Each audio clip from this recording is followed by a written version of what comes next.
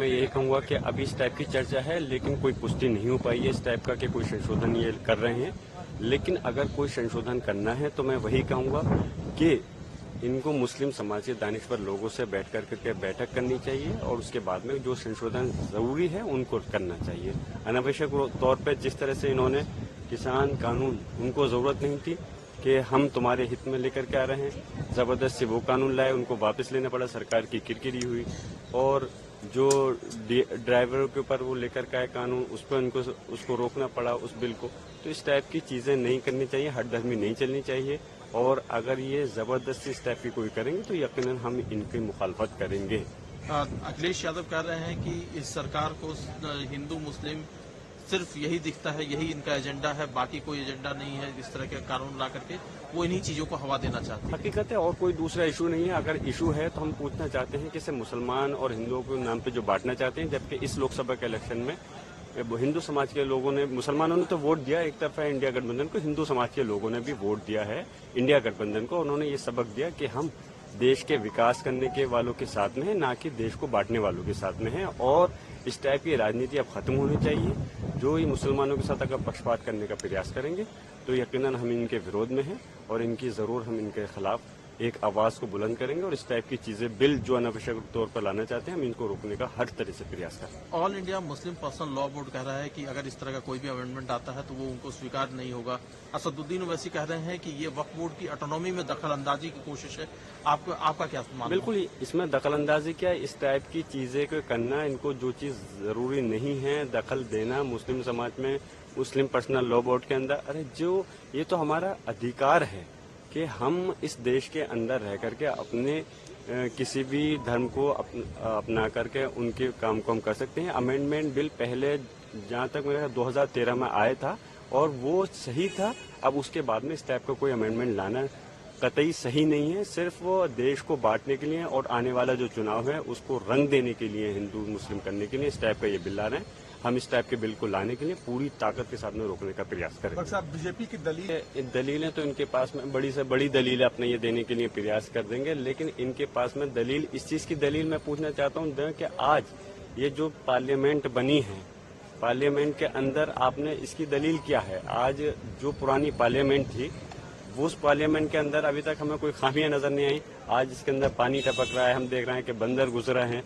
तो उसका कोई मतलब, इनका कोई मतलब नहीं होता। सिर्फ और सिर्फ इनकी अगर कोई राजनीति करने का मकसद है तो हिंदू मुसलमानों को बांटने का मकसद है, और इसके अलावा कोई दूसरा इनके पास में एजेंडा नहीं है। देश को विकास करने के नाम पर किसानों के मामले पे फेल हैं, रोजगार इनके पास नहीं है, भ्रष्टाचार लगातार बढ़ता जा रहा है, महंगाई बढ़ता जा रहा है। उसके मामले पे इनके पास में अगर आप इनके नेताओं से सवाल करेंगे तो कोई जवाब नहीं दे पाएंगे। कुल मिलाकर के मैं यही कहूंगा कि आपस की ये गंदी राजनीति खत्म होनी चाहिए और देश को सब जातीय राय क्या है कि मामला सुप्रीम कोर्ट और हाई कोर्ट के दायरे में होना चाहिए या नहीं होना चाहिए? कौन सा मामला, किस टाइप का? जैसे वक्फ बोर्ड का मामला है कि आप सुप्रीम कोर्ट लेकर नहीं जा सकते, हाई कोर्ट में आप नहीं जा सकते, तो क्या कोर्ट के दायरे में उसे आना चाहिए नहीं? आपकी जातीय राय क्या है?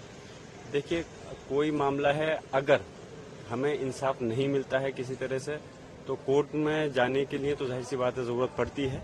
अब इस टाइप की अभी मैं पूरी तरह से स्टडी नहीं कर पाया हूं कि जब इनका बिल अगर इस टाइप का लाएंगे तो उसके बाद में ही पूरी तरह से कह पाऊंगा कि इनका बिल लाने का मकसद क्या है और क्या संशोधन करना चाहते हैं।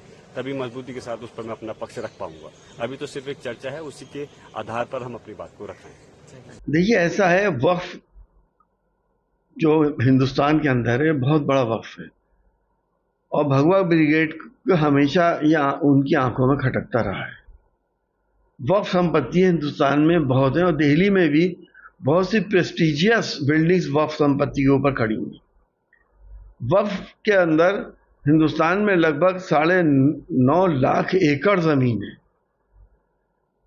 हमारी इन सरकारों का उस पे दांत है और उसको किसी ना किसी तरीके से खत्म करना चाहती है।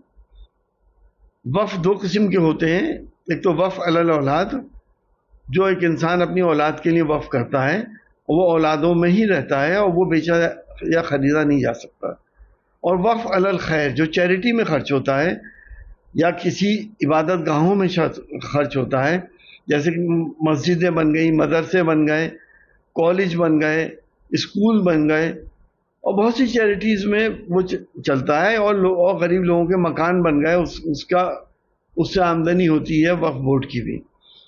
تو میرا بنیادی سوال یہ ہے کہ وقف کی جائیدادوں کو جو اتکرمن سرکار نے اور لوگوں نے کیا ہے اس کو خالی کرانے کا قانون لائے تو ہم سواگت کریں گے. اس کے بارے میں تو سوچ نہیں رہے. صرف ان کو یہ دکھ رہا ہے کہ اتنے لاکھ ایکڑ زمین ہے, 9 لاکھ ایکڑ زمین ہے, اس کو کیسے ہڑپا جائے.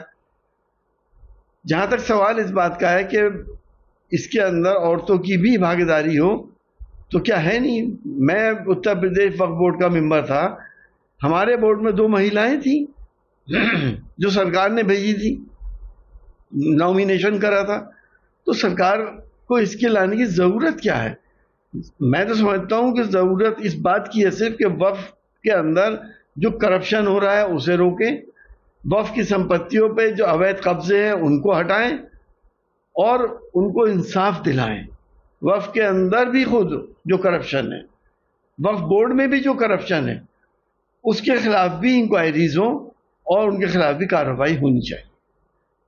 دیکھیے یہ سرکار بڑی کننگ سرکار ہے. یہ کسی بھی وقت سمپتی کے اوپر کوئی بھی ڈسپیوٹ کھڑا کر سکتی ہے, کسی بھی اپنے ایجنٹ کو لگا سکتی ہے اور وہ کوئی بھی ڈسپیوٹ کریٹ کر دے. جب وقت سمپتی پہ کوئی ڈسپیوٹ کھڑا کرے گا تو اس کے بعد جب انکوائری کرائیں گی, جہاں پہ ان کی سرکاریں ہیں, تو جو انکوائریز ہو رہی ہیں آج تک کوئی بھی انکوائری آپ نے ہندوستان کے اندر پچھلے 10 سال میں بی جے پی کے خلاف سنی ہے یا دیکھی ہے جس کی رپورٹ آئی ہو؟ وہ رپورٹ جان ہی ان کے فیور میں ہے اور یہ اس سمپتی کو ہڑپ کر لیں گے. اس طرح کے قانون لا کے یہ ایک کانفیڈینس کھو دیں گے ہندوستان کی دوسری بڑی آبادی کا.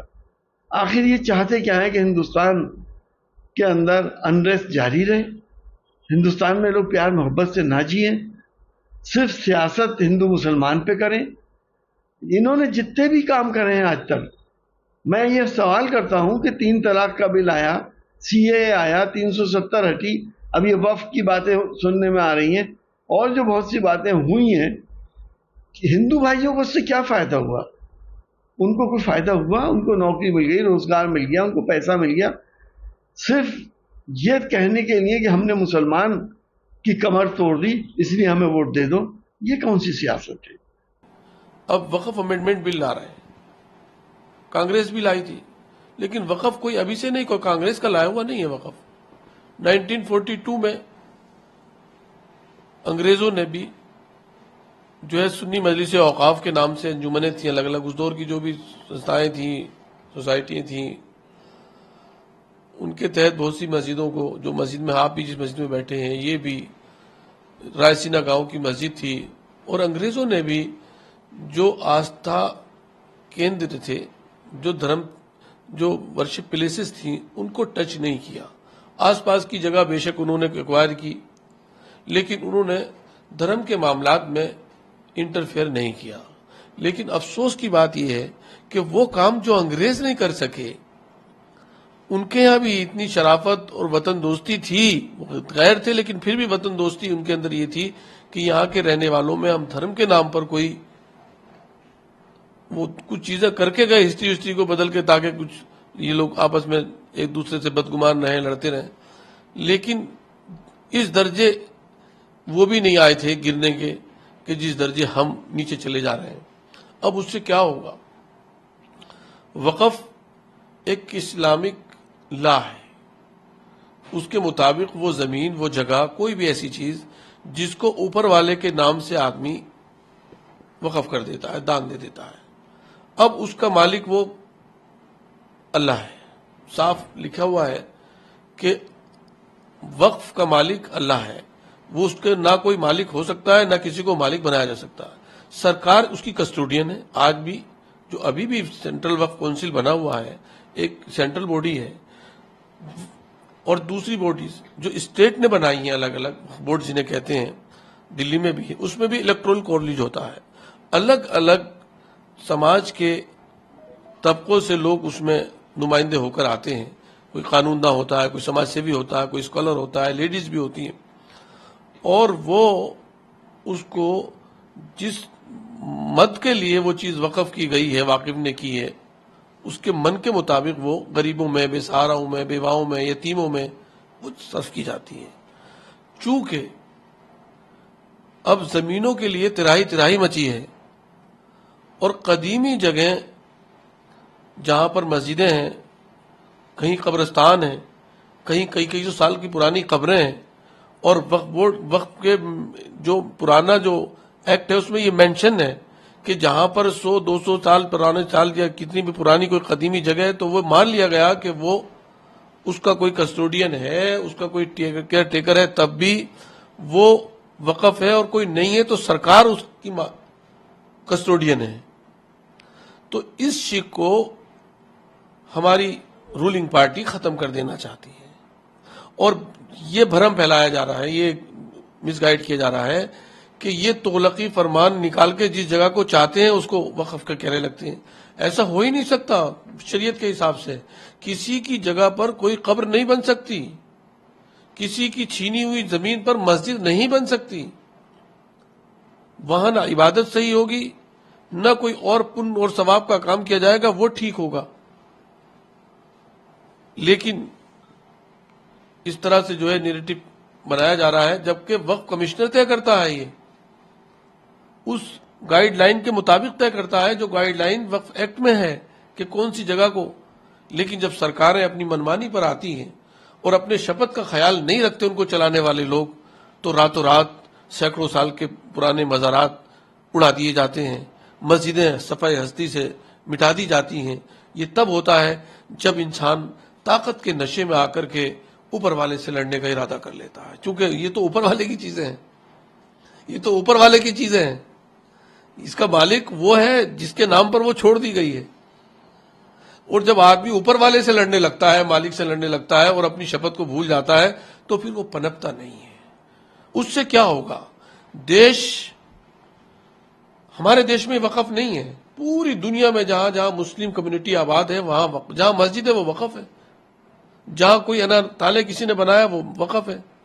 اگر وہاں بھی یہ خبریں جائیں گی تو ہمارا سر جھکے گا، اٹھے گا نہیں۔ کیوں کہ آرٹیکل 13 کے اکارڈنگ 30 میں یہ ہمارے سمویدھان میں لکھا ہوا ہے کہ کوئی بھی فرقہ اپنے رنگ، اپنے اس سے، اپنی ثقافت، اپنے کلچر سے، اپنی تہذیب سے، اپنے دھرم کے مطابق زندگی گزار سکتا ہے، اور یہی ہمارے ہندوستان کی خوبصورتی ہے، بھارت کی۔